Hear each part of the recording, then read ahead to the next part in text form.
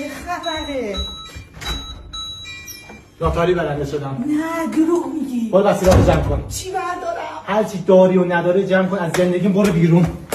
چی میگی؟ نجمه جان این بنده خدا هنو پول نی آورده. چی؟ این بنده خدا لا اله چی میشه؟ الو جانم سلام خوبی؟ قربونت تلموش میخوای چیکار؟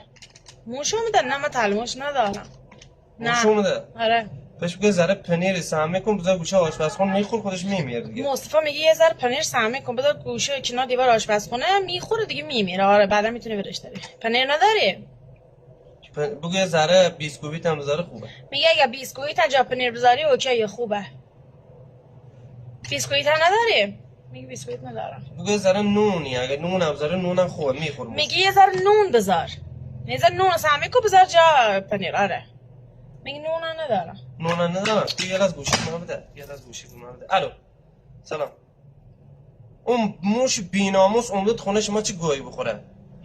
من ریدم تو اون خونه، دو روز اون خونه رو ببندن درشه، اون خودش از گوشنگی میفته میمیره. آفرین.